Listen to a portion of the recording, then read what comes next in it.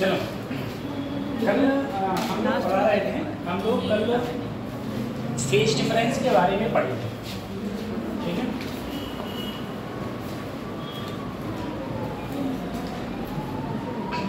Phase difference पे कल हम लोगों ने बात करी थी कि अगर मेरे पास कोई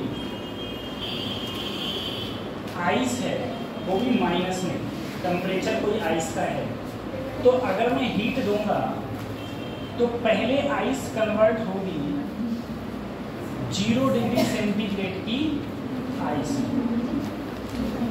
मैं अगर इसे और हीट दूंगा तो ये कन्वर्ट होगा 0 डिग्री सेंटीग्रेड के वाटर में। मैं इसे और हीट दूंगा तो ये कन्वर्ट होगा 100 डिग्री सेंटीग्रेड के वाटर में। और करूंगा तो ये 100 डिग्री सेंटीग्रेड के वेपर में कन्वर्ट हो जाएगा, ठीक है। जहां पर टेम्परेचर चेंज होगा वहां पर लगता था Q बराबर ms डेल्टा T, और जहां टेम्परेचर चेंज नहीं होगा वहां Q बराबर m। ऐसे ही यहाँ लगेगा ms डेल्टा T और यहाँ लगेगा m, ठीक है। कुछ सिंपल सी चीजें, ये सब हमने कल बात करी थी। कुछ चीजें मैं और बताऊँ, जैसे मैंने कल बात करी थी लैटेंट हीट एरे के बारे में। अगर आप आइस हो और आइस से वाटर में कन्वर्ट हो गई तो 80 कैलोरी पर ग्राम, ठीक है, इतनी ऊर्जा की आवश्यकता होगी। लेकिन अगर तुम वेपर से वाटर से वेपर में जाओगे तो 540 कैलोरी पर ग्राम ऊष्मा लगती है, ठीक है, इतनी ऊष्मा लगेगा। उसके बाद में एस होती थी तुम्हारी, एस को हम लोग बोलते थे स्पेसिफिक हीट, ठीक है। अच्छा, स्पेसिफिक हीट कैपेसिटी, तो इसमें ध्यान रखना एस में कि एस की वैल्यू वाटर के लिए 1 कैलोरी पर ग्राम डिग्री सेंटीग्रेड होता है, और एस की वैल्यू वेपर के लिए या वेपर वाटर के लिए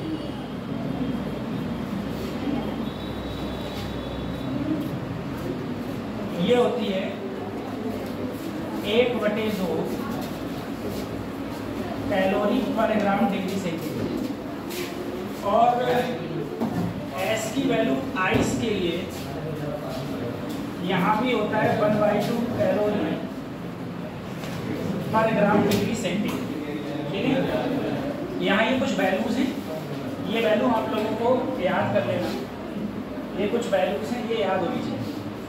एल की वैल्यू आइस के लिए 80 होती है, वाटर के लिए 540 होती है, वाटर के लिए एस की वैल्यू वाटर के लिए 1 होती है, और वेपर के लिए होती है 1/2 कैलोरी पर ग्राम डिग्री सेंटीग्रेड। ऐसे ही एस की वैल्यू आइस के लिए 1/2 कैलोरी पर ग्राम डिग्री सेंटीग्रेड, ये भी हो जाएगा, ठीक है।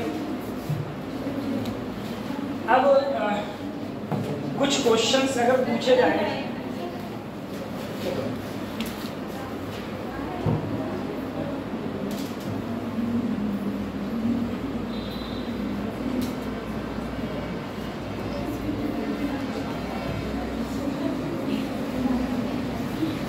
बता दिया।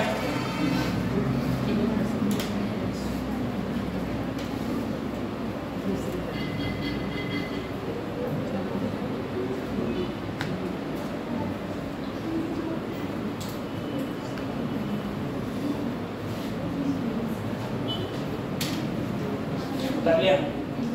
ऐसे ही कुछ क्वेश्चंस अगर पूछे जाएं, जैसे मैं तुमसे कहूँ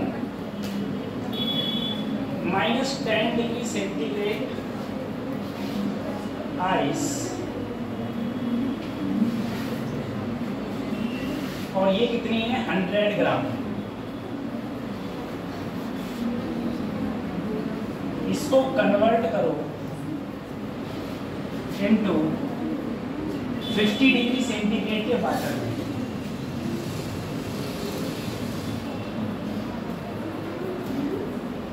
तो रिक्वायर्ड हीट बतानी है मुझे।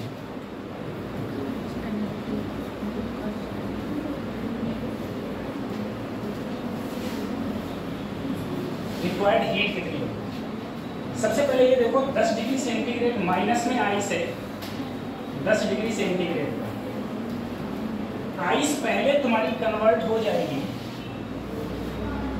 0 डिग्री सेंटीग्रेड की आइस में। उसके बाद इसे और गर्म करोगे तो यही कन्वर्ट होगी 0 डिग्री सेंटीग्रेड के वाटर में। अब मुझे फाइनल टेम्परेचर जो मेरा है वो मुझे 50 तक ले जाना है, तो ये वापस से कितना चले जाएगा? 50 डिग्री सेंटीग्रेड पानी चला जाएगा। यहाँ पर टेम्परेचर चेंज हुआ है, ये Q1, ये Q2, ये Q3। अगर तुम हीट निकालो यहाँ Q1, टेम्परेचर चेंज हुआ है तो ms डेल्टा टी लगता है। m की वैल्यू पूरे क्वेश्चन में ही दे रखी है 100 ग्राम। s की वैल्यू आइस के लिए 1/2 होती है। और टेम्परेचर चेंज अगर यहाँ पर देखें तो 10 से 0 हो गया, यानी कि 10 का टेम्परेचर चेंज है। तो यहाँ पर अगर हम लोग इससे काटें तो 5, यानी कि 500 कैलोरी आ रही है। यहाँ पर क्या हुआ है? टेम्परेचर चेंज नहीं हुआ है, तो Q2 बराबर सिर्फ ml होगा। m की वैल्यू 100 है और L आइस का होता है 80, तो यहाँ पर आया 8000 कैलोरी। यहाँ टेम्परेचर चेंज हुआ है, तो यहाँ पर जहाँ टेम्परेचर चेंज होता है वहाँ ms डेल्टा टी लगेगा। m की वैल्यू 100, a की वैल्यू ये 50 में से 0 गया 50, यहाँ आया 5000 कैलोरी। अगर मैं टोटल ऊष्मा लूँ, टोटल ऊष्मा कितनी लगी होगी? तो 500, 8000 प्लस 500, तो टोटल 9000 कैलोरी ऊष्मा रिक्वायरमेंट होगी मुझे अगर मैं -10 डिग्री सेंटीग्रेड का टेम्परेचर को 50 डिग्री सेंटीग्रेड टेम्परेचर के वाटर में कन्वर्ट करूंगा तो। ठीक है, ऐसे क्वेश्चंस होंगे। देखो, अगर तुम किसी भी चीज़ का टेम्परेचर बढ़ाओगे, जैसे मान लो अगर तुम्हारे पास आइस है, आइस को तुमने वाटर में कन्वर्ट करना है, अगर तुम किसी चीज़ का टेम्परेचर बढ़ा रहे हो तो तुम्हें हीट देनी पड़ेगी। लेकिन अगर वहीं पर अगर तुम किसी भी चीज़ से, जैसे भाप है, अगर भाप को तुम बर्फ़ में बदलोगे तो जो भाप की ऊष्मा है उससे ऊष्मा तुम निकालोगे, और जब भाप से ऊष्मा निकालोगे, यहाँ पर ऊष्मा देनी पड़ रही है, हीट देनी पड़ रही है, और वहाँ पर हीट हम लोग निकालते हैं, वहाँ हीट निकालते हैं। तो ये है, ये क्वेश्चन निकाल लो। उसके बाद में अगला क्वेश्चन करना है सीधे ही। इसी क्वेश्चन को चेंज कर दूंगा थोड़ा सा मैं।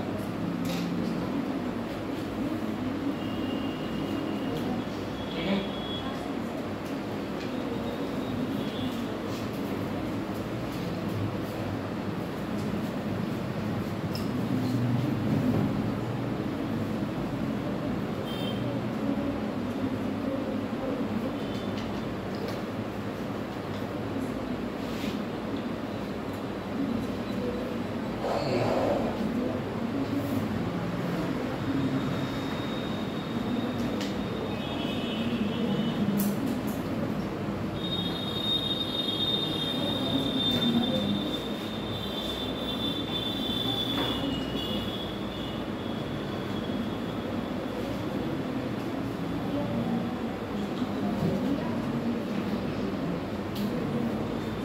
अगर यहाँ क्वेश्चन में 50 की जगह हम 100 करते हैं, 50 की जगह अगर क्वेश्चन में 100 कर दिया जाए, अब रिक्वायर्ड हीट कितनी होगी निकालो।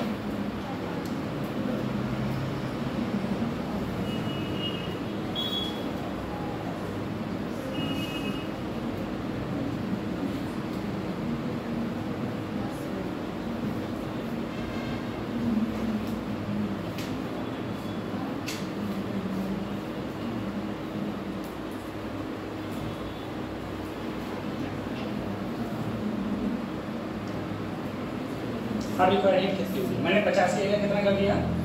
100 डिग्री सेंटीग्रेड वाटर कर दिया।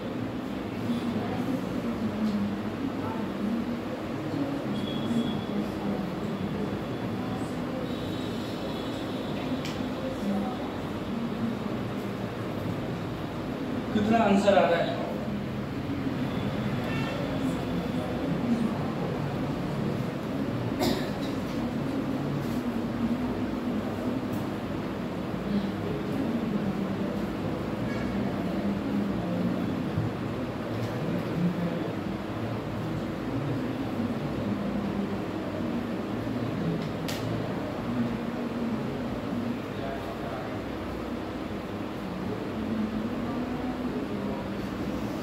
आंसर आ गया।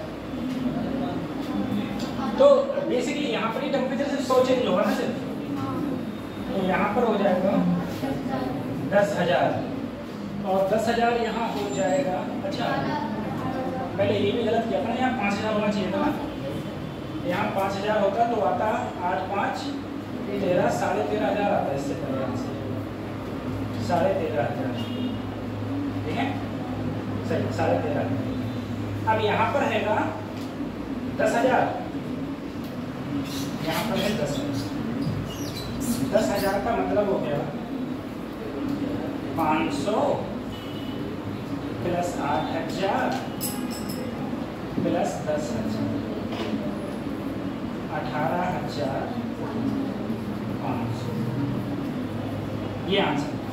ठीक है, अगर ऐसा होगा तो इतनी हीट की रिक्वायरमेंट हम लोगों को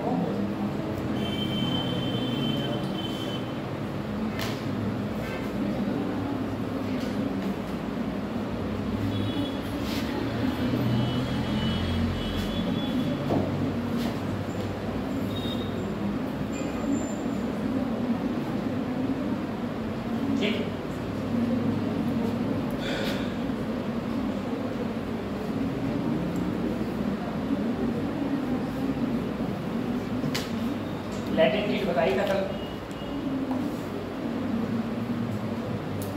अच्छा एक क्वेश्चन ये कर दो थोड़ा सा, एक क्वेश्चन है, क्वेश्चन में कहा गया है 10 ग्राम आइस है, सॉरी 100 ग्राम आइस है, कितने डिग्री सेंटीग्रेड पर? 0 डिग्री सेंटीग्रेड पर इसे मिक्स किया गया है।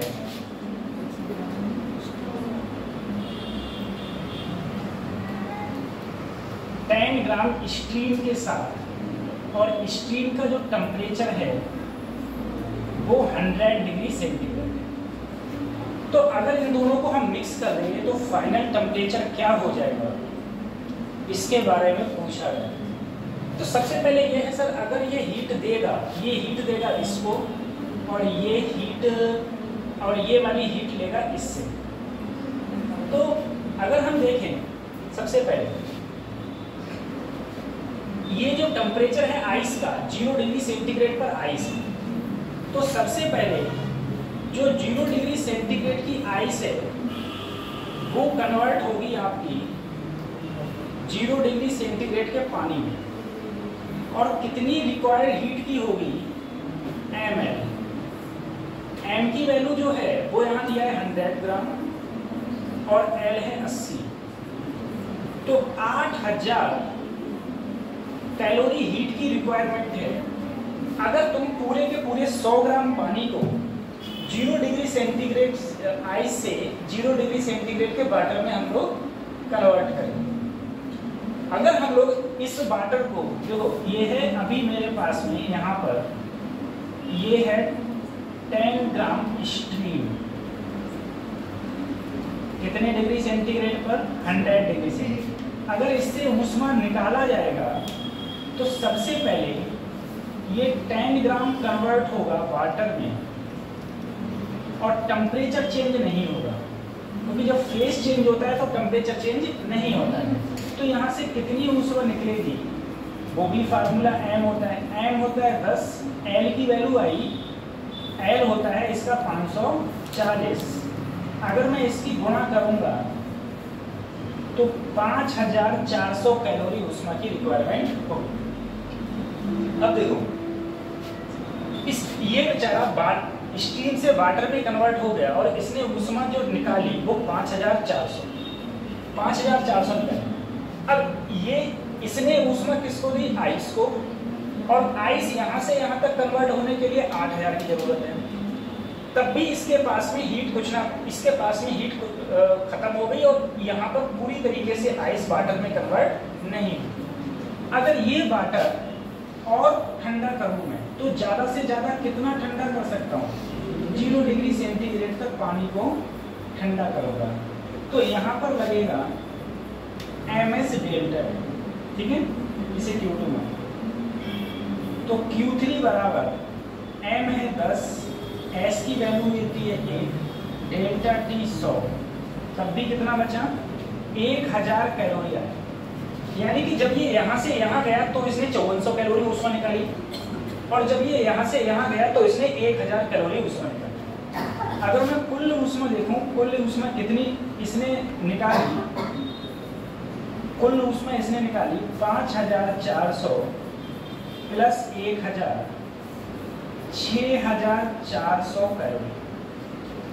इसने उठा के 6400 कैलोरी ऊष्मा इसे दी, लेकिन इसको पूरी तरीके से बदलने के लिए चाहिए थी 8000 कैलोरी। तब ये पूरी तरीके से बदल नहीं पाया, तो तब भी तो इसका टेम्परेचर भी देखो 0 हो गया और इसका भी फाइनल कितना हो गया? 0, दोनों मिल गए। तो बेसिकली फाइनल टेम्परेचर की बात करूं तो फाइनल टेम्परेचर दोनों मिला के ही मेरा आंसर 0 डिग्री सेंटीग्रेड है।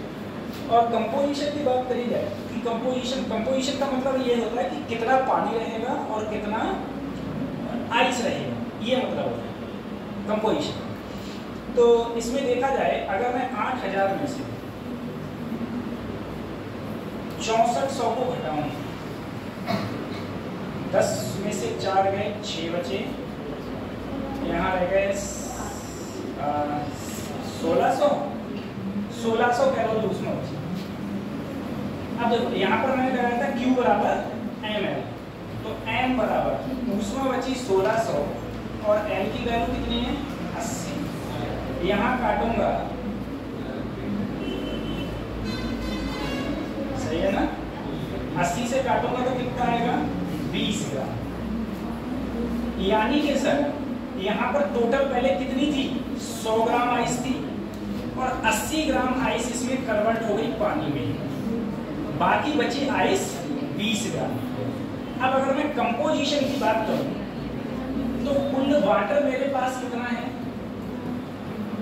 यहाँ पर वाटर वो 10 ग्राम वो है और 80 ग्राम कन्वर्ट हो गया, 90 ग्राम मेरे पास वाटर है, और आइस जो कन्वर्ट नहीं हो पाई वो कितनी रह गई?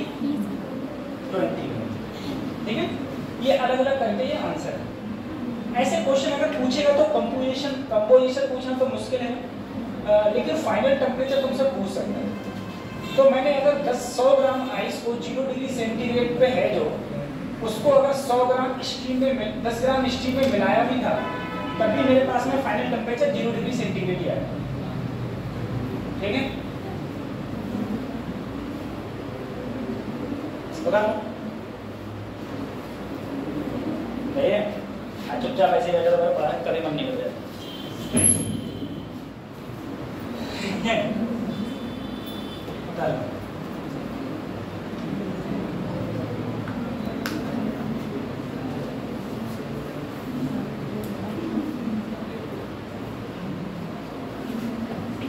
तो कैसे नहीं चलता?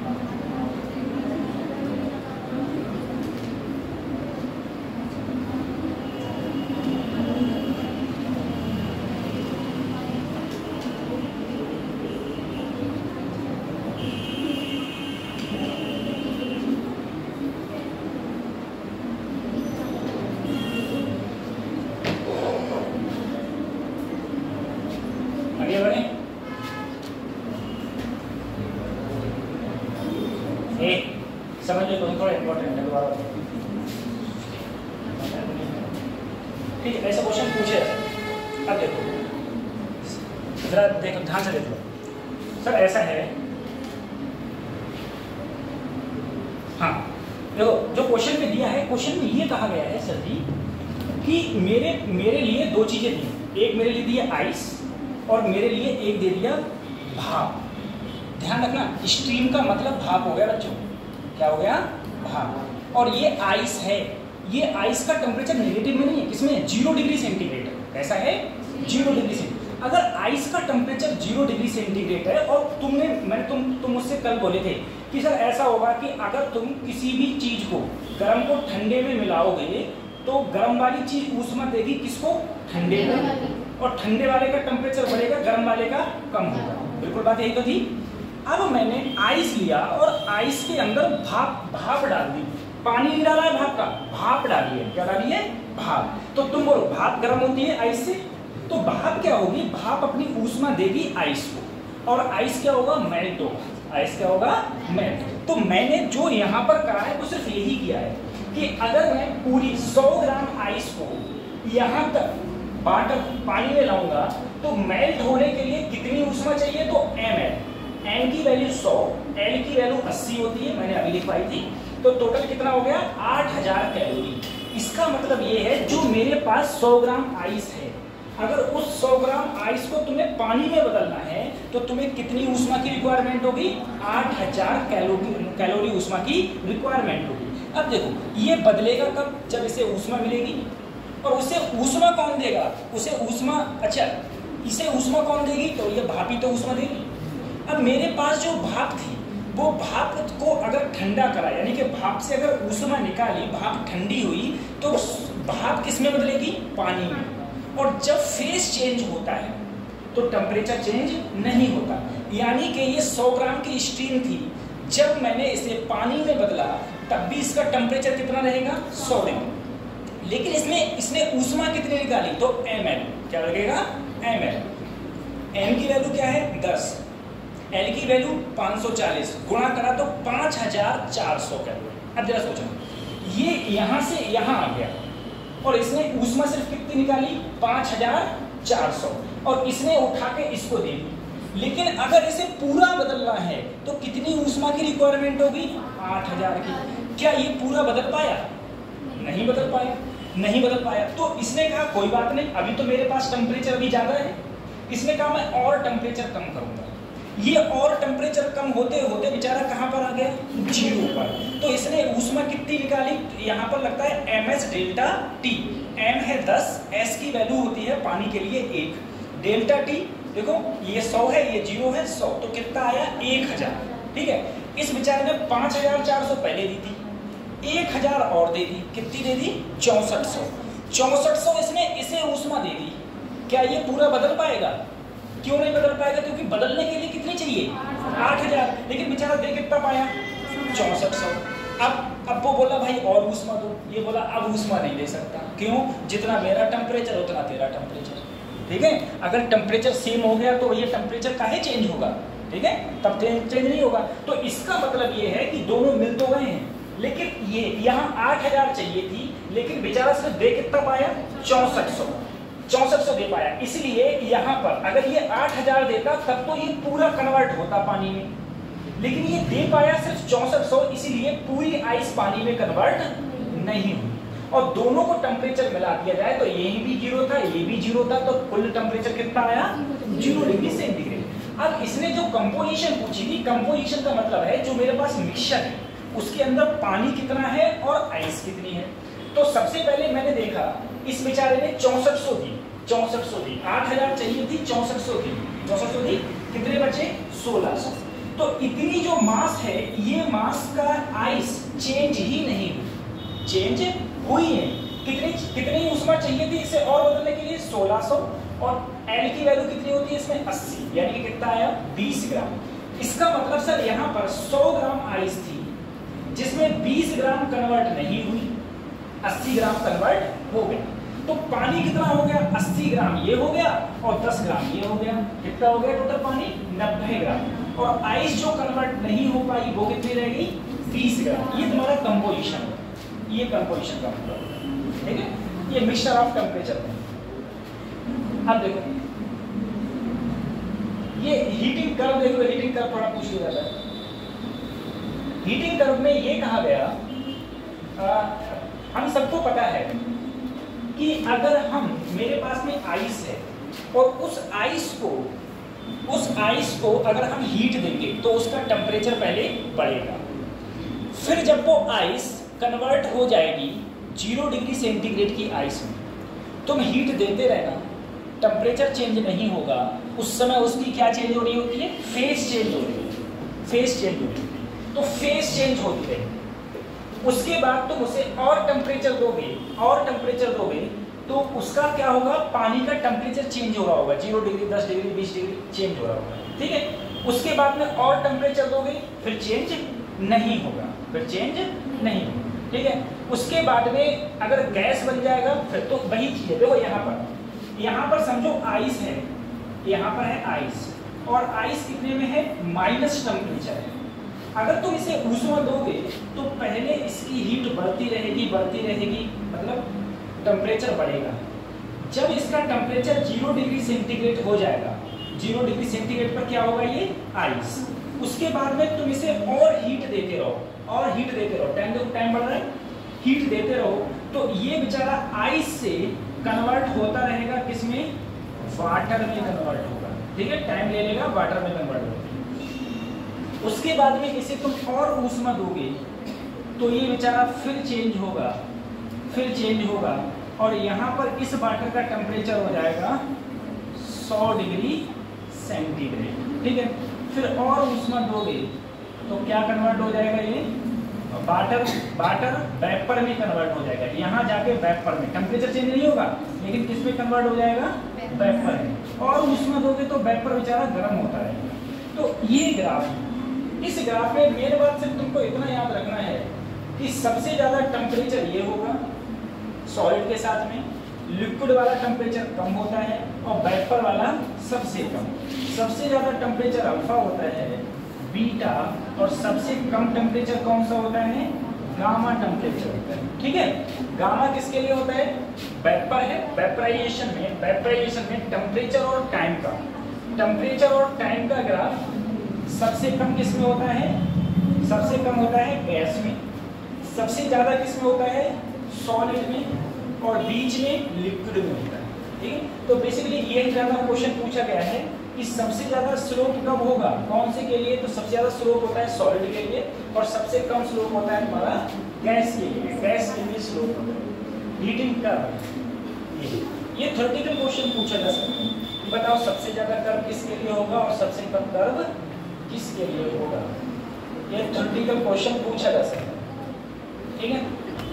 ये हीटिंग कर्व था।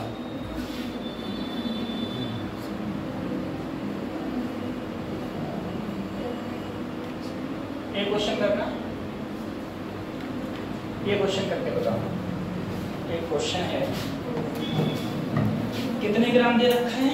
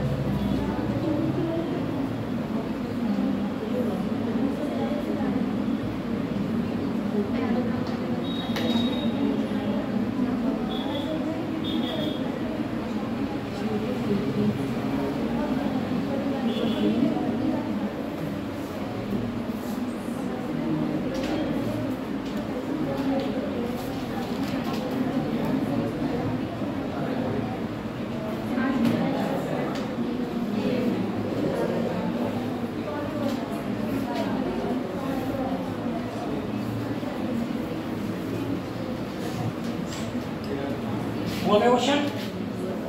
हुआ नहीं हुआ? हुआ। देखो ऐसा है, 4 किलोग्राम की आइस है, 4 किलोग्राम आइस है, कितने डिग्री टेम्परेचर पर? 15 डिग्री टेम्परेचर पर।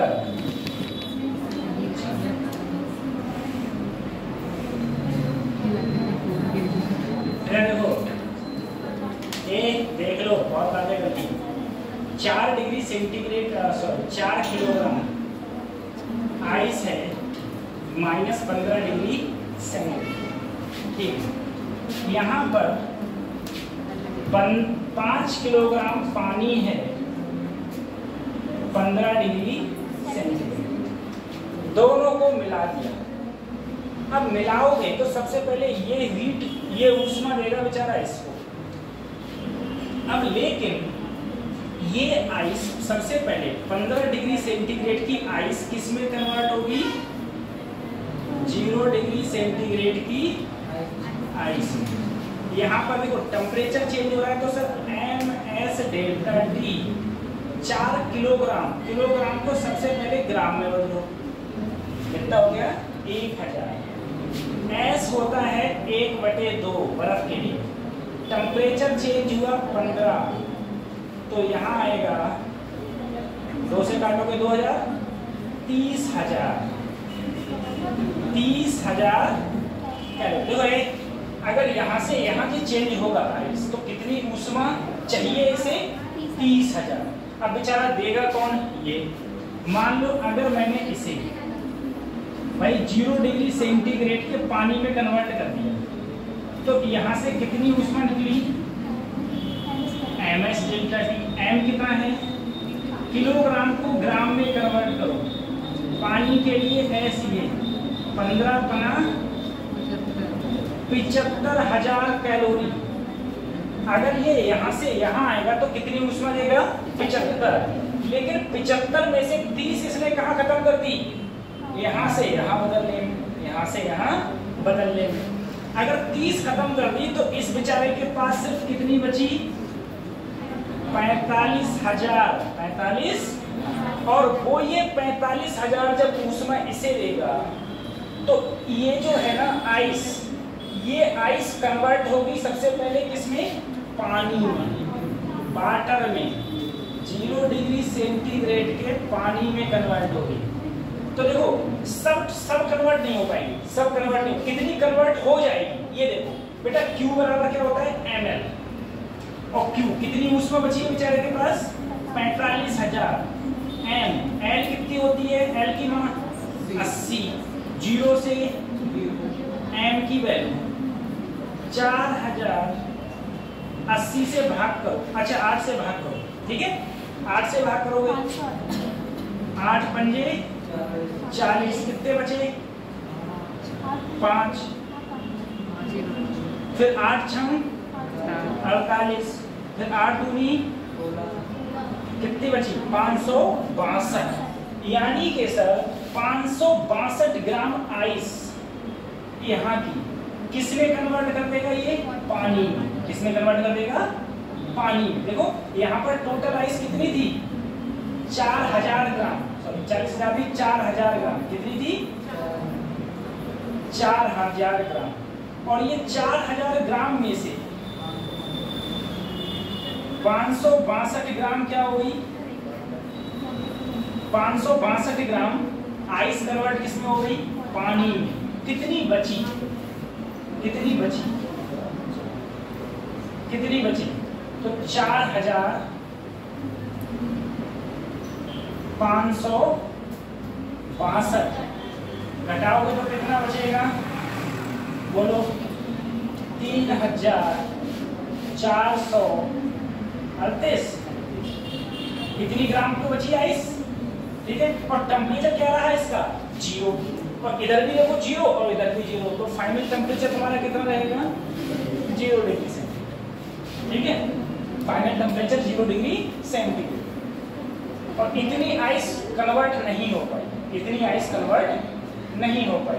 पानी कितना कन्वर्ट होगा? सिर्फ 562 ग्राम पानी सिर्फ कन्वर्ट हो पाया यहाँ से यहाँ।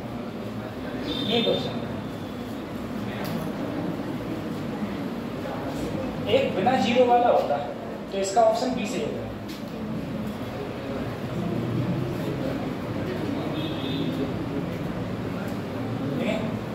एक बिना जीरो वाला क्वेश्चन होता है जिसमें जीरो में कन्वर्ट नहीं होता, कुछ और बढ़ जाता है और नोटे में किया है।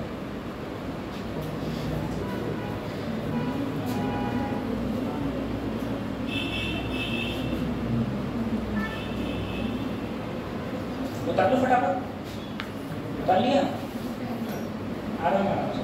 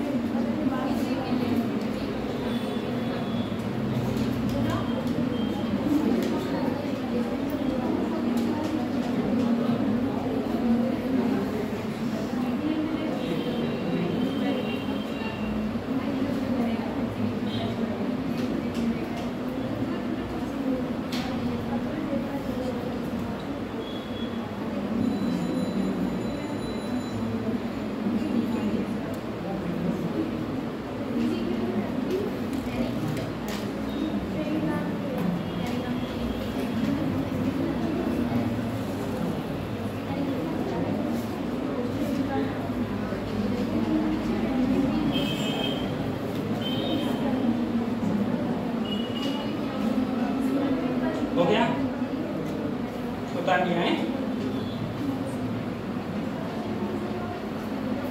चलिए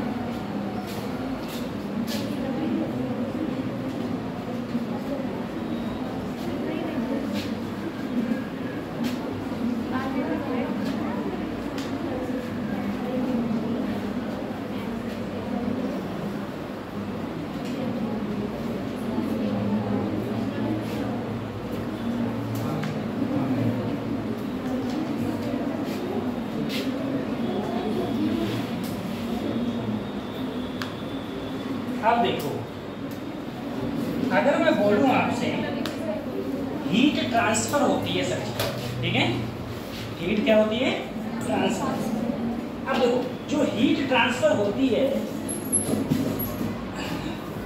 जो हीट ट्रांसफर होती है बेसिकली तुमने देखा होगा कोई चीज, एक लोहे की चीज से हीट ट्रांसफर हो रही है, दूसरा सन से लाइट आ रही है, सन से हीट आ रही है तुम्हारे पास, सन से भी हमारे पास हीट आ रही है। दूसरी तीसरी हीट ट्रांसफर होती है अगर हम लोग देखें कि जो पानी होता है ना, पानी अगर गर्म पानी को ठंडे पानी में डालो तभी तो हीट ट्रांसफर होती है, होती नहीं होती। तो बेसिकली अगर मैं हीट ट्रांसफर की बात बोलूं तो बेटा 3 प्रकार से हीट ट्रांसफर होती है। पहला टाइप है तुम्हारा कंडक्शन, दूसरा है तुम्हारा कन्वेक्शन, ठीक है, और तीसरा है तुम्हारा रेडिएशन, ठीक है। 3 प्रकार से हीट का ट्रांसफर होता है।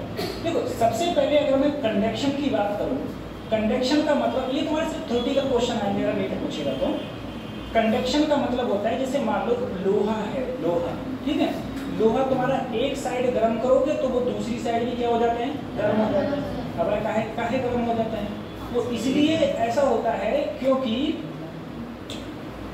लोहे को जब हम गर्म करते हैं तो लोहे के अंदर क्या होते हैं, मॉलिक्यूल्स होते हैं, एटम्स होते हैं, नहीं होते हैं, ठीक है, एटम गर्म होते हैं तो एटम को क्या मिलती है, एनर्जी, एटम को क्या मिलती है, एनर्जी, और वो एनर्जी के कारण वाइब्रेट होते हैं। और जब वाइब्रेशन होता है, कैसा वाइब्रेशन होता है, जब तुम्हें ठंड लगती है तो तुम्हारा वाइब्रेशन होता है, उसी प्रकार से वो वाइब्रेट होते हैं, ठीक है, और वो अपनी एनर्जी बराबर वाले को दे देते हैं। धीरे धीरे ऐसे एनर्जी को आगे ट्रांसफर करते रहे। तो ऐसे एनर्जी ट्रांसफर को हम लोग बोलते हैं कंडक्शन। देखो, the transfer of heat taking place due to molecular vibration, ठीक है, is known as heat conduction. इसे हीट कंडक्शन कहते हैं। दूसरी चीज बेटा, जब हीट ट्रांसफर होता है कंडक्शन के द्वारा, तो ऐसा नहीं है कि उसमें मैटर एक जगह से दूसरी जगह मूव करता है। ऐसा थोड़ी नहीं है कि लोहे का इधर का पार्ट कन्वर्ट होकर उधर चला गया, वो तो पार्ट तो यही रहेंगे, तो पार्ट वही रहते हैं। तो इसमें यही है कि there is no change in average position of the molecules. इसमें मॉलिक्यूल्स की एवरेज पोजीशन चेंज नहीं होती है, और किसी भी मास का no mass movement of matter, यानी कि जो मैटर का मूवमेंट है वो नहीं होता। उसे हम लोग क्या बोलते हैं? कंडक्शन बोलते हैं, ठीक है। दूसरी चीज है कन्वेक्शन। देखो, कन्वेक्शन में क्या है? कन्वेक्शन में जैसे तुमने फ्लूइड देखा है, ठीक है।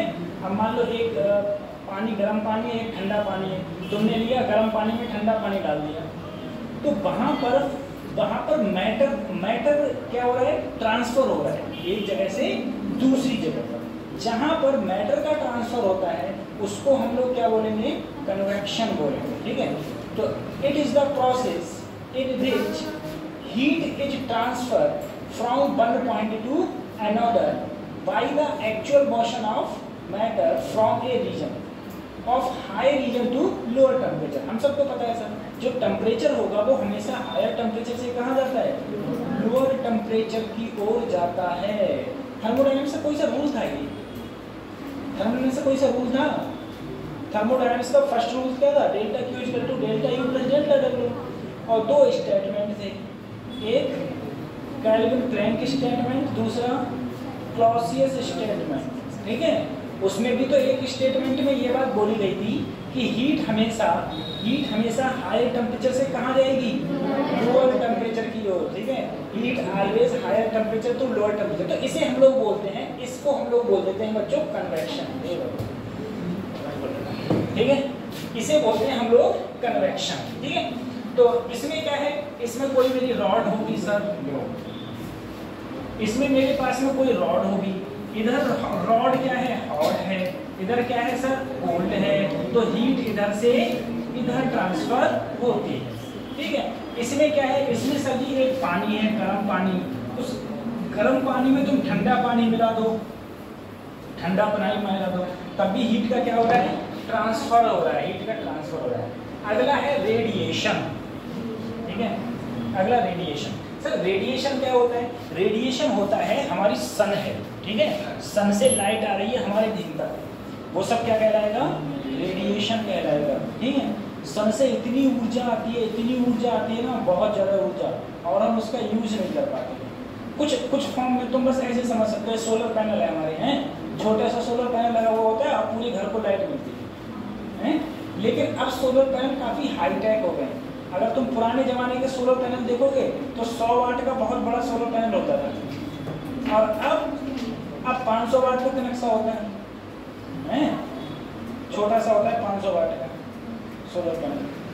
तो सोलर पैनल अच्छा, सोलर पैनल से लाइट कैसे आती है? फोटॉन्स के रूप में आती है ना, तो वो फोटॉन के रूप में एनर्जी मिलती है, और जिससे कि हमारा करंट फ्लो होता है। एक क्वेश्चन बताओ सोलर पैनल से रिलेटेड। मान लो रात हो गई है, ठीक है, रात हो गई, तुमने क्या किया? यहाँ सोलर पैनल लगाया और ये लाइट जला दी, मुझे बताओ क्या करंट फ्लो हो जाएगा सोलर पैनल में? हो जाएगा? रात हो गई है, नहीं होगा। सूर्य की लाइट ही चाहिए उसे, क्या चाहिए? सूर्य की लाइट चाहिए। दूसरा बताओ, मान लो, चलो सही है, अब फिर से रात हो गई है, ठीक है, रात हो गई है, और तुमने क्या किया? सोलर पैनल ऐसे ऐसे लंबे ऐसे खड़े कर दिए, और इधर तुमने आग ही जला दी। क्या जला दी? अब आग जला दी। अब मुझे बताओ, क्या अब करंट फ्लो? हो जाएगा? अब भी नहीं होगा। नहीं होगा नहीं होगा, से ही होगा ना। आग से मतलब नहीं होता है, सूर्य की किरणें से मतलब होता है। ठीक है, सूर्य की किरणों से मतलब होता है उसको। अच्छा, एक बात और है, गर्मी ज़्यादा है, कहीं एक जगह है जहाँ बहुत गर्मी है, एक जगह कम गर्मी है, लेकिन किरणें बराबर पड़ रही हैं। ऐसा नहीं है जहाँ गर्मी ज़्यादा है वहाँ किरणें कम पड़ रही हैं, जहाँ गर्मी, मेरा कहने का मतलब ये है, जैसे मान लो अपने यहाँ पर गर्मी बहुत कम होती है, ज़्यादा होती है, पहाड़ों पर गर्मी बहुत कम होती है ना? पहाड़ों पर गर्मी कम क्यों होती है? पहाड़, सबसे पहली बात ये जनसंख्या कम, सबसे पहली बात क्या है? जनसंख्या कम होती है, जनसंख्या कम होती है। दूसरी बात ये पेड़ पौधे ज़्यादा होते हैं, पेड़ पौधे ज़्यादा। तुम कहीं ऐसी जगह जाना जहाँ पर पेड़ पौधे ज़्यादा हो तो वहाँ का टेम्परेचर अपने आप ही क्या हो जाता है? कम हो जाता है, अपने आप ही कम हो जाता है। ठीक है, और तीसरी बात ये है कि वो थोड़े ऊंचाई पर होते हैं। ठीक है, पहाड़ क्या होते हैं? ऊंचाई पर, इसीलिए वहाँ का टेम्परेचर क्या होता है? कम होता है।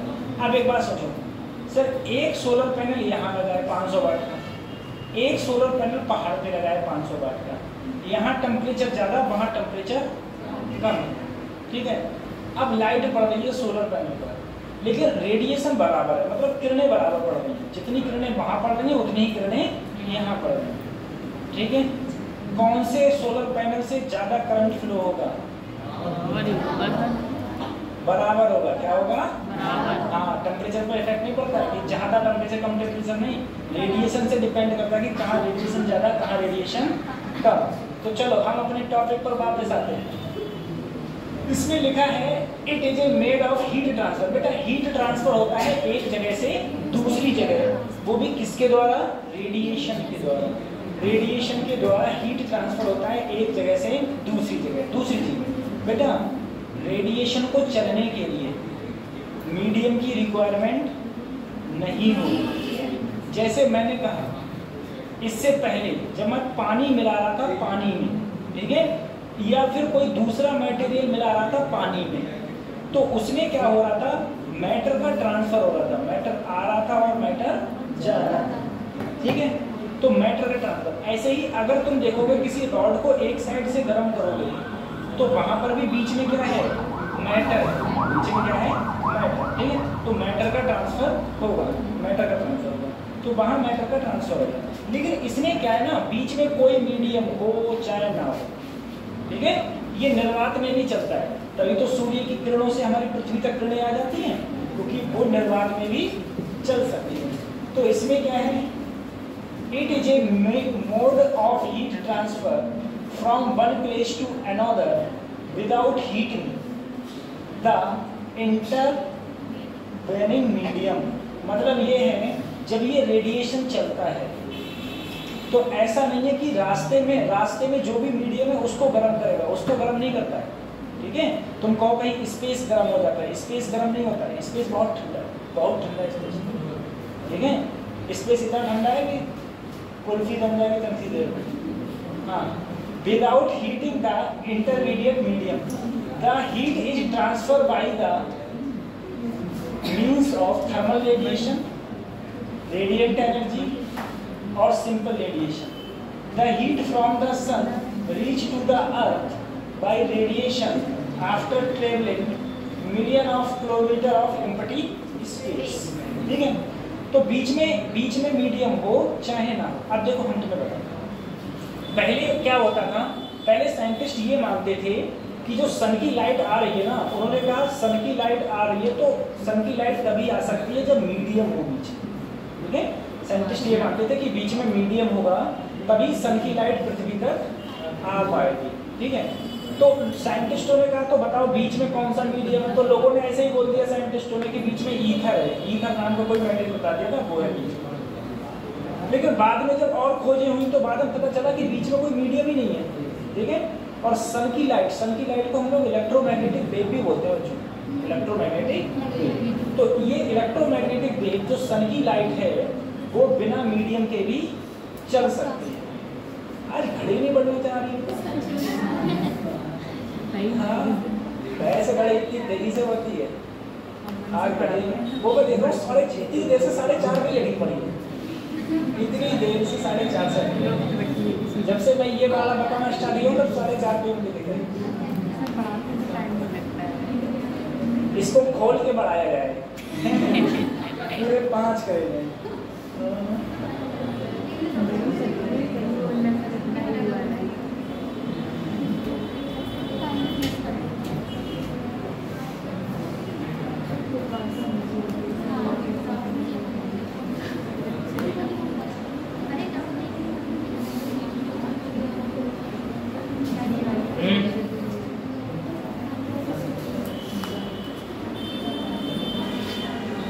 चलो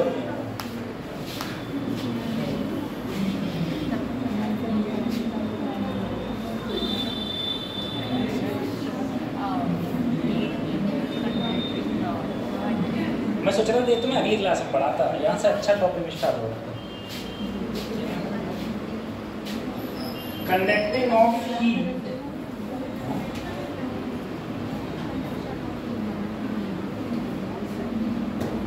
conducting of heat in conducting ground, ठीक है, conducting of heat in conducting.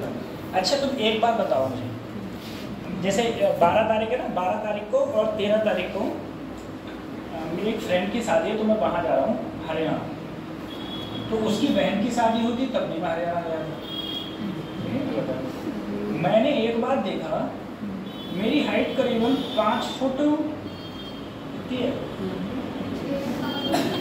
5 foot 7 inch 8 inch करीब ऐसे, ठीक है, 5 8 5 7 ऐसे कुछ। तो जब मैं हरियाणा में गया तो मैं अपनी दोस्त से, मतलब जिंदगी में पहली बार हरियाणा गया, मैं अपने दोस्त की मम्मी से मिला, उसकी मम्मी मेरे बराबर लंबी, मैंने कोई बात नहीं। अब उसकी बहन जिसकी शादी थी उनसे मैं मिला, वो मुझसे लंबी, तो मैंने सोचा लग रही है यही खानदान लंबा होगा। जब वापस में सब लोग आकर स्टार्ट हुए मेले वाले सब, तो मैंने देखा कि वहां पर सबसे ज्यादा गंठा ही मैं था। वहां पर जाके मुझे अपने आप को पता है, मुझे अपने आप को बौना फील कर रहा था कि बहुत कम लंबाई होगा, और जब यहाँ आता है तो यहाँ लगता है बस लंबाई कितनी सही है, ना लंबे हो ना ज्यादा हो, कोई दिक्कत ही नहीं किसी को, ठीक है। मैंने सोचा यहाँ पर कुछ रीजन रहता होगा। देखो हरियाणा का कुछ रीजन क्या है, मैंने देखा पहली चीज ये कि हरियाणा में कोई चावल नहीं खाता, चावल खाता ही नहीं है, मतलब सालों हो जाती है उनके घर चावल ही नहीं बनते, सालों हो जाती चावल नहीं, और तुम बिना चावल के तुम्हारी रोटियां जमना होगी, जब लोग चावल नहीं है तब लोग रोटियां नहीं हो सकती, ठीक है। दूसरी चीज ये है वो लोग खाना बहुत बेहतरीन खाना खाते, बहुत बेहतरीन, सही है। अपने यहाँ पर क्या होता है, अगर तुमने अपनी चाची से ही मठा मांग लिया ना तो वो कहेगी कि तुम्हारे घर तो डंगर है नहीं, हम मठा तुम्हें क्यों दी। सीधी बात है भाई, जब तुम्हें डंगर ना पाए, यहाँ अपने यहाँ पर क्या चलता है, बदला चलता है, बदला। अगर तुम्हारे दिन डंगर होंगे तब तो हम तुम्हें देंगे, अदरवाइज कोई मतलब है ना। हरियाणा में क्या होता है, किसी के घर से तुम कितना दूध ले आओ, कोई चाइना कहते कितना ले गए तुम, ये थोड़ा अच्छा नहीं। हम लोग खाने पे इतना ध्यान नहीं देते हैं, वहाँ पर लोग खाने पर बहुत ध्यान देते हैं। अब वैसे तो जाने की इच्छा नहीं कर रही थी, लेकिन काफ़ी सारे दोस्त मिलेंगे तो हमने कि चलो अच्छा जाया जाए भाई, शादी अटेंड कर लीजिए। दूर काफ़ी है हरियाणा में, चलो। और एक बात बताओ, और पता है एक चीज़ हम तुम्हें वहाँ के खास होता है, हरियाणा में जैसे तुम लोग गेहूँ खरीदते हो, हम लोग गेहूँ खरीदते हो, ठीक है, या तुम जैसे मान लो कोई भी बंदा जिसके यहाँ पर गेहूँ नहीं हो रहा है वो आटा खरीदने जाएगा, तो तुमने कभी ये पूछा है कि ये कौन से गेहूँ का आटा है? अच्छा चावल खरीदने जाओ तो पूछते हो कि सरवती है कि पंजाब वाले की नेहा है कि 26 है, पूछते हो नहीं पूछते हो? धान पूछते हो नहीं पूछते हो? गेहूँ क्यों नहीं पूछते हो? क्योंकि हम लोगों को तमीज ही नहीं है गेहूँ खाने की, उन लोगों को तमीज है गेहूँ खाने की। वो पूछते हैं कि ये कौन से गेहूं का आटा है। जैसे अपने चावल पूछते हैं, ऐसे वो गेहूं पूछते हैं, और फिर उस गेहूं को बोले हाँ, बोले ये खाने में ठीक है, और ये देखो ये अपने ये सब गेहूं एक से हैं, चाहे कोई सा वो सारे गेहूं एक से हैं, है ना। और सबकी तुम्हें रोटी वो एक सी लगती है, आज तक तो कभी डिफरेंट भी नहीं मिला होगा रोटी में।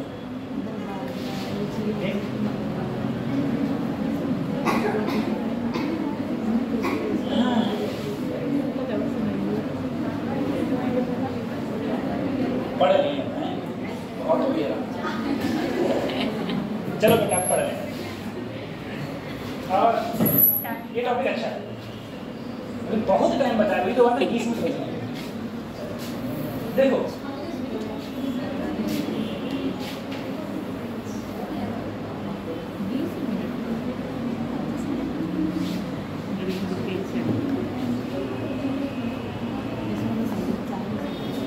सबसे पहले तुम समझो अब देखो 20 मिनट पढ़ो, ठीक है।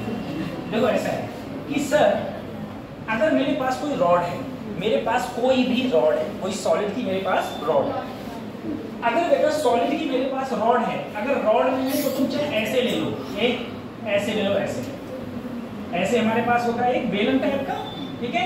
ऐसे मैंने बेलन टाइप की कोई एक रॉड ली, गोल बेलन टाइप की क्या लेगी, रॉड। मैंने कहा यदि इसकी लंबाई, इसकी लेंथ कितनी है, L, इसका क्रॉस सेक्शन एरिया क्या है, A, वो sorry A, cross section area क्या है, A। अब तुम क्या, सबसे पहले तुम एक बात समझो, अगर तुमने ये कहा इधर वाला पार्ट गर्म है और दूसरे वाला पार्ट क्या है, ठंडा, तो 100% जो हीट होगी वो हॉट बॉडी से किधर की ओर जाएगी, कोल्ड बॉडी की तरफ। यानी कि सर हीट ट्रांसफर यहाँ से इधर होगा, इस साइड में हीट का ट्रांसफर होगा। अब इसमें तुम मुझे एक बात जरा समझना, मैंने कहा मेरे पास मान लो एक रॉड है और यहाँ टेम्परेचर T1, यहाँ टेम्परेचर T2, यहाँ T3 और यहाँ T4। अब जरा समझना, अगर हीट इस डायरेक्शन में ट्रांसफर हो रही है तो इसका मतलब मैं सीधा जानता हूँ ये वाला सबसे ज्यादा गर्म होगा और ये वाला सबसे ठंडा, और जैसे जैसे हम इधर जाते जाएंगे वैसे वैसे टेम्परेचर कम होता जाएगा। इसका मतलब ये हुआ सर, इस वाले रॉड में T1 का टेम्परेचर सबसे ज्यादा, फिर T2 का, और सबसे कम जो टेम्परेचर होगा वो किसका होगा, T4। सबसे कम टेम्परेचर होगा वो T4 का टेम्परेचर होगा। हीट जिधर ट्रांसफर होती है, जिधर भी हीट ट्रांसफर होगी उस साइड में टेम्परेचर धीरे धीरे कम होता चला जाता है, अपने आप धीरे धीरे कम होता चला जाता है।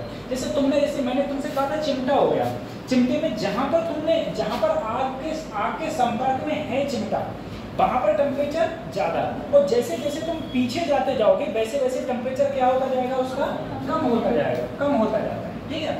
अब देखो rate of heat transfer and temperature gradient. सबसे पहले मैं रेट ऑफ हीट ट्रांसफर बोलूं। देखो रेट ऑफ हीट ट्रांसफर का मतलब ये हो गया कि जो हीट है वो किस रेट से एक जगह से दूसरी जगह जा रही है, इसे बोलेंगे हम लोग रेट ऑफ हीट ट्रांसफर। जैसे मान लो मैंने तुमसे कहा कोई नदी बह रही है, वो नदी धीरे बह रही है तो उसके बालू जो वाटर का ट्रांसफर है वो क्या हो रहा है, कम हो रहा है।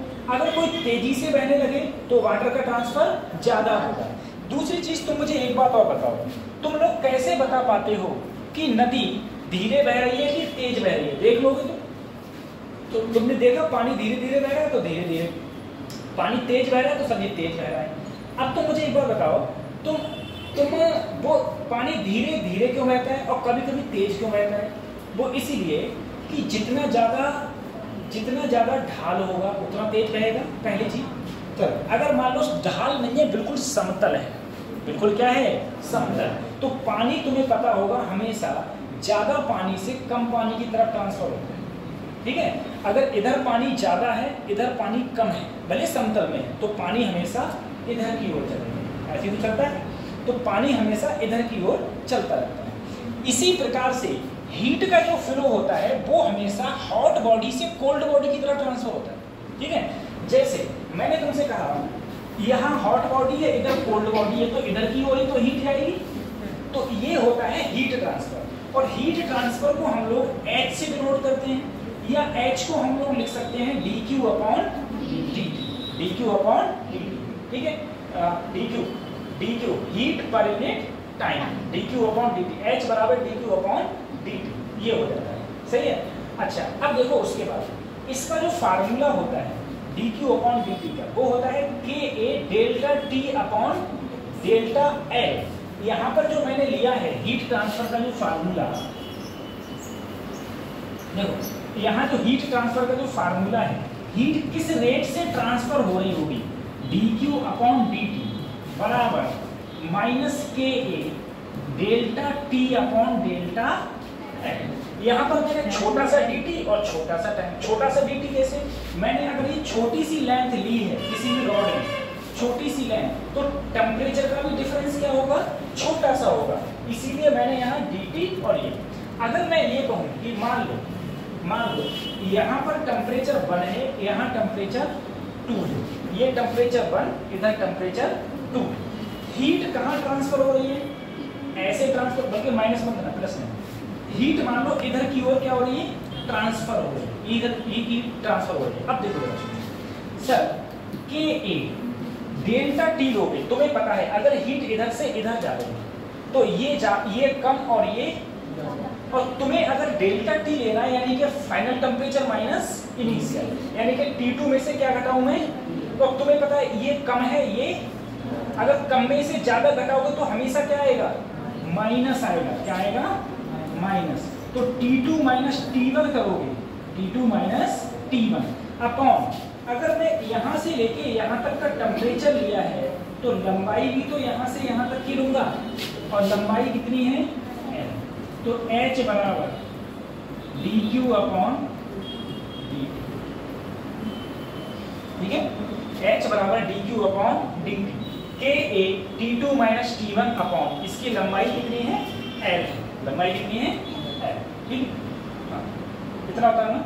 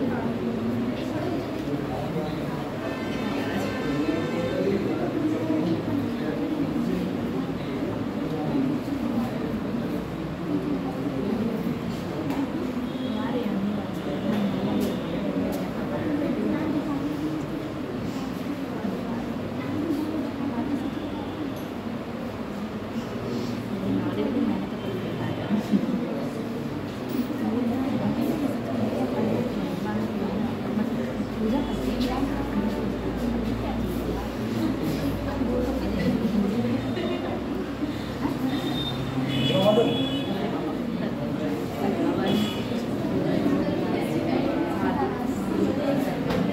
कर लिया।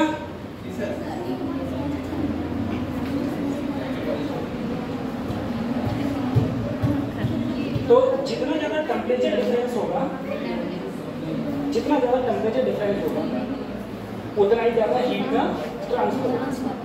अच्छा, एक मैंने कहीं बिलोंग पढ़ा था B इक्वल टू IR और I इक्वल टू B/R। कहीं पढ़ा था, नहीं पढ़ा था? अच्छा, एक बात समझो, अगर जो चाय का फैदान होता है उसका जो वो पकड़ने वाला होता है, उसे हम पकड़ते हैं, उसे ऊपर प्लास्टिक लगी होती है, ठीक है? अगर वो भी क्या उसी मटेरियल का बना हुआ होता है जिसका फैदान बना हुआ होता है? वो दूसरी मटेरियल बना हुआ होता है ना। अच्छा, अगर मान लो एक कढ़ैया, ऐसे कढ़ैया होती है, कढ़ैया, हाँ कढ़ैया को खाना वाना तुम बना रहे हो, ठीक है? तो वो कढ़ैया जितनी गर्म होती है उतने लगे कुंडा गर्म होते हैं, हैं? अब तुम कुंडे को पकड़ियो तो क्या होगा? हाथ जल जाएगा। ऐसे ही, लेकिन अगर वो कुंडा लकड़ी के बना दिए जाए तो नहीं चलेगा। अगर कुंडे लकड़ी के बना दिए जाए तो, जैसे मैं तुमको बताऊं, जैसे क्या तवा होता है तुम्हारा, तवा का जो डंडा होता है पकड़ने वाला वो लकड़ी का होता है। मतलब एक तो गांव वाला तवा होता है जो खाली तवा होता है, पकड़ने वाला कुछ नहीं होता है। एक शहर की औरतों का तवा होता है, क्या दोनों बनते हैं? शहर की औरतें होती हैं। अभी गांव में तो क्या है, गांव में क्या है कि चूल्हे पर रोटी रखी हुई है और वो नीचे वाले में उसमें सेकती रहती है। गांव में बेचारे उसी पर जलाते हैं, उसी पर सेक रहे हैं, तो वो उसमें अलग अलग तवा आ गया ना। तो वो तवा के ऊपर लकड़ी लगी हुई होती है जो डंडे के ऊपर, और तुम आराम से तवा कितनी देर रखा है, कितना ही गर्म हो, आराम से उठाओ, क्यों दिक्कत नहीं होती है? क्योंकि सर जी लकड़ी में हीट ट्रांसफर ही नहीं होती है, लकड़ी में हीट ट्रांसफर नहीं होती।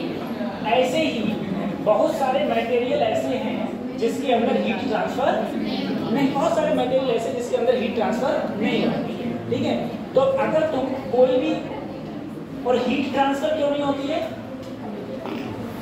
हीट ट्रांसफर क्यों नहीं होती है? हीट ट्रांसफर इसलिए नहीं होती है क्योंकि रेजिस्टेंस ज्यादा होता है, प्रतिरोध ज्यादा होता है ना? ज्यादा प्रतिरोध हो जाएगा तो हीट ट्रांसफर नहीं होगी।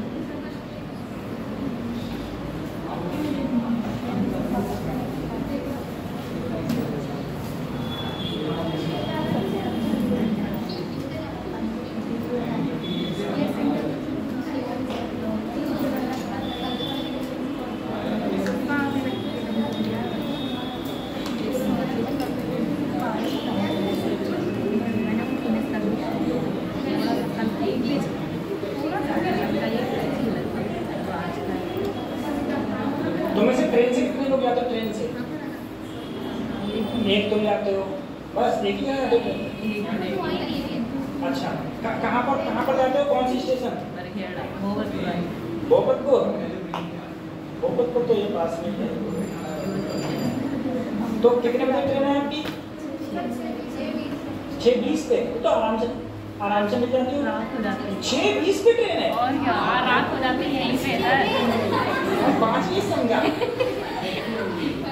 समझा 5:20 पे ट्रेन है, आराम से बैठना पड़ता है स्टेशन में, स्टेशन में बैठना पड़ता है। और बेटा रात ही 6 बजे हो जाती है। तुम्हें तो रात ही पीलीभीत में हो जाती होगी। Yes sir. फिर वहाँ से घर कितनी बजे? बरखेड़ा में यही 5 बजे पहुँच जाता है, अभी तो दिक्कत नहीं। रात हो जाती है और गांव दूर होता है तो रास्ते में चुड़ैलियाँ मिलती हैं। मुझे पैदल थोड़ी जाना होता है सर, अगर चुड़ैलियाँ मिलेंगी और क्या, वो तो रास्ते में कहीं भी मिल सकती है। नहीं ऐसा थोड़ी है। डर नहीं लगता है तुमको? नहीं लगता है, होता है फिलहाल, लेकिन डर नहीं लगता है। होती नहीं होता भी है संडे मानना चाहिए। मैंने रियल में देखा है।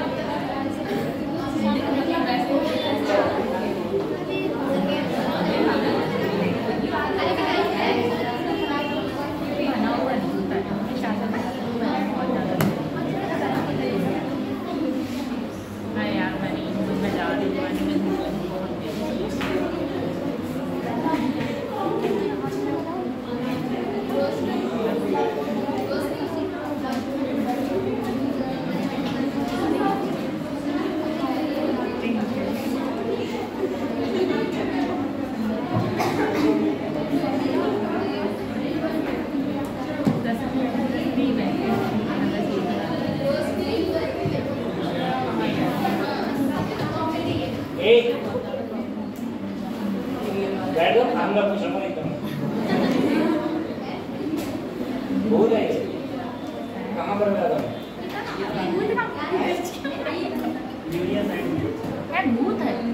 इसके पैर उल्टे हैं कि नहीं है?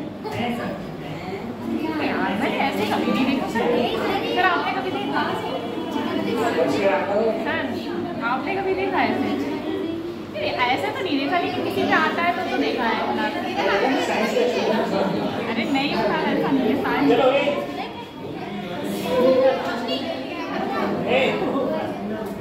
फोटो किसके पास है भूत का? ग्रुप में शेयर करते हैं। देखो आराम से देखो, जूम करके देखो। अरे साथ में भूत का फोन नंबर डाल देना, ऐसे बात करनी बात और क्या? ये बच्चों एक काम की बात करो, मेरी बात सुनो। 5 मिनट बचा, आप लोगों में से एक चलो इधर आप लोग सबसे पहले ये आप लोग अगर जिसे अगर मॉर्निंग में ज्यादा नींद आती है ना, जिसे मॉर्निंग में ज्यादा नींद आती है, वो रात में लेट तक पढ़ा करो, रात में लेट तक पढ़ा करो, ठीक है? अब जैसे जिन बच्चों का बीएससी है, जिन बच्चों का बीएससी है, तो तुम लोग क्या करो ना, गैस पेपर खरीद लो और बस खाली गैस पेपर पढ़ लो, बस छुट्टी, उससे बाहर नहीं आता। एक गैस पेपर के 5-5 क्वेश्चन याद कर लो, पूरा पेपर उसी से आएगा, पूरा पेपर उसी से आता है, ठीक है? ये चीज है। और साथ में तो बहुत ज्यादा दिनों का काम नहीं है, और साथ में प्रिपरेशन इसकी करते रहो, नहीं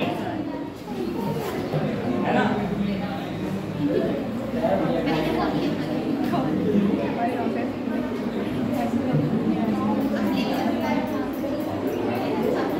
और थोड़े दिनों में फार्म आएंगे, नर्सिंग के फॉर्म आएंगे, मैं बता दूंगा, और जो फॉर्म बताऊंगा वो फॉर्म डाल देना। ये तो फार्म बहुत महंगे होते हैं, 2-2 हज़ार रुपए का एक फार्म होता है। नर्सिंग का 3,000 का ना, 3,000 का फार्म बहुत महंगे हैं। गवर्नमेंट को तो फार्म तो फ्री कर देना चाहिए, और फार्म इतने महंगे करवा दिए। 3,000 रुपए, 3,000 रुपए में अब तुम ये समझो खर्चा क्या है। 50 रुपए का पेपर छप जाता है, 50 रुपए कमवाने वाला, मान लो इतना बच्चा इतना देता है, 100 रुपए हो गया, 100 रुपए दीजिएगा स्कूल वाले को, 200 रुपए हो गया, 250 रुपए बचा लिए एक फॉर्म को। तो कितने पैसे वाले होगी गवर्नमेंट, बहुत पैसा।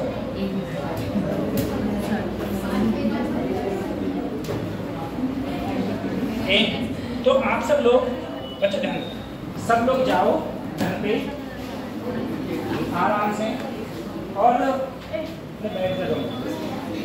घर पे जाके अब मेहनत से पढ़ना। सबसे पहले तो मैं तुम्हें पहले बताता था कि तुम लोग फार्मूला याद करना।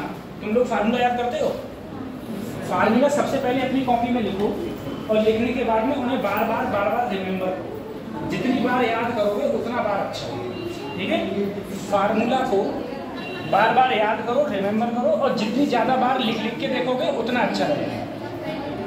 इससे पहले मैंने जितने चैप्टर करा दिए हैं उनके भी फार्मूला तुम सब लोग लिख के देखना बार बार, ठीक है?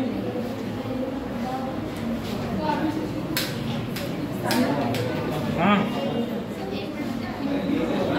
क्या हो गया? कुछ पूछना था क्या?